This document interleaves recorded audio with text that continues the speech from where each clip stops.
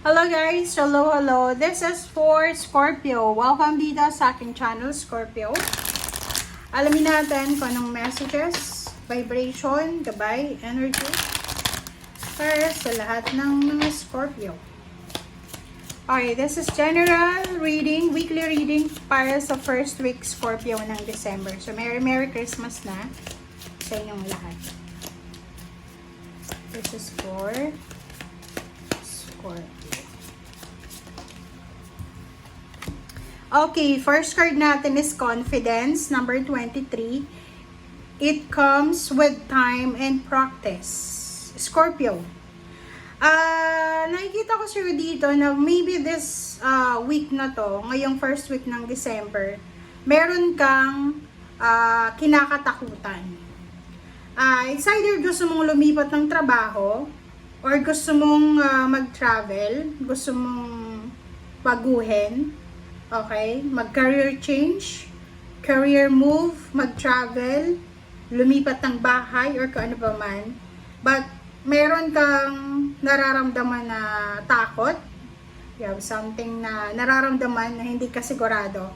So, sinasabi ng bara sa'yo dito na kailangan huwag kang matakot. Harapin mo kung ano itong mga kinakatakutan mo. Okay, Scorpio?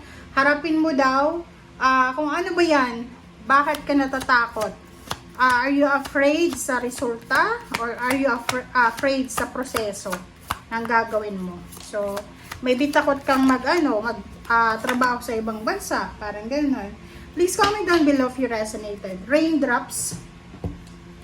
Take a chance on them. 39, 9, 10, 11, 12. 12 is 3. So, yun.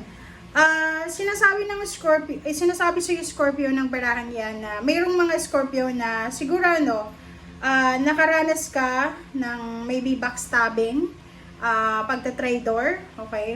May trubaydor sa'yo, may nagchismis sa'yo, may gumawa sa'yo ng kwento, ganyan, ganito. Sinasabi ng baraha sa'yo na pag-isipan mo siya ng maayos. Okay? Huwag kang magpadalos-dalos. Okay? Kailangan na, like halimbawa, okay, may nagkwento sa'yo na, alam mo Scorpio, sabi ni ganyan, ganito, ganyan. Bago ka maniwala sa nagkwento sa'yo, kailangan i-question mo muna sa sarili mo, eto bang nagdadala sa akin ng kwento? Reliable ba siya? And hindi masama yung confrontation, guys. Take responsibility, parang ganon. I-confront mo yung taong mismo na yon, okay? Tanungin mo, so what's the problem? May nagawa ba akong masama? Bakit mo to nasabi sa akin? Ganyan, ganito. So, para malaman mo yung both sides, okay? And yung confrontation, Scorpio, hindi siya confrontation na kailangan mag-away, magsigawan, no? Pwede naman mag-confront ng tao na tahimik lang. Just to clarify, para malaman natin kung ano ba talaga ang katotohanan. Alright? Okay. So, let's check. Ano ba ang message na kailangan mong marinig? This is from your angels and guides, spiritual helpers, Scorpio.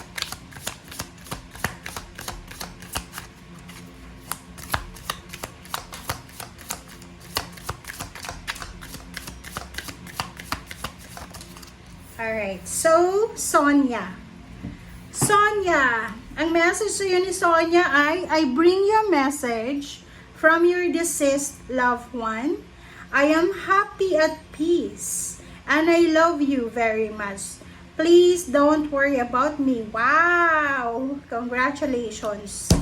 This is to congratulate you. This is to inform you, Scorpio. Lalo na doon sa mga Scorpio na nawalan ka na ng magulang, mga kapatid, or mag-isa ka na lang dito sa mundo. Yung parang uli lang mag-isa ka na. Uli lang lubos ba yun? Tawag doon.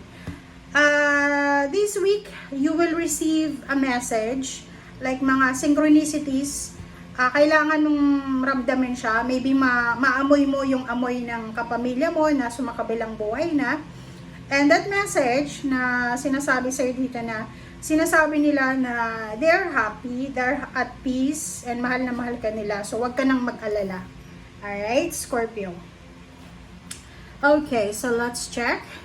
Ano pa ba?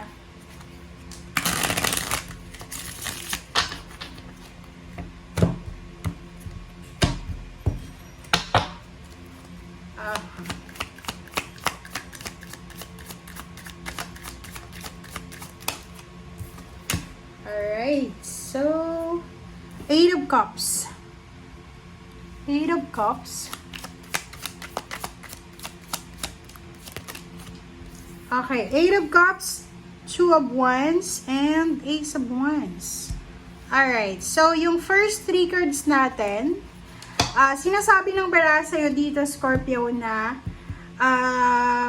mayroon ka talaga, you're undecided. Eto, this is just a confirmation. Mayroon nga excitement na nararamdaman eh. Maybe you're excited to travel. Excited ka na umuwi sa probinsya. Umuwi ng Pilipinas. Mag-celebrate ng Christmas with your family or with your friends. Or excited ka kasi meron ditong globo eh. So maybe you're planning to change residence eh. Parang, halimbawa, nasa Pilipinas ka, pwedeng nagbabala ka na pumunta ng ibang bansa for work or for business or for vacation. And yung iba naman sa inyo dito, kung nasa ibang bansa ka na, hindi ka kontento sa bansang yan, balak mong umalis, pumunta sa ibang bansa pa. Okay. So, dito sinasabi ng bara sa'yo na you're undecided. Hindi ka makapag-desisyon eh. Parang sa linggong ito, medyo nahihirapan kang mag-decide if you will travel or if you will continue or i-pursue mo ba talaga itong plano mo na napaka-excited. Okay, napaka-exciting na plano. Okay.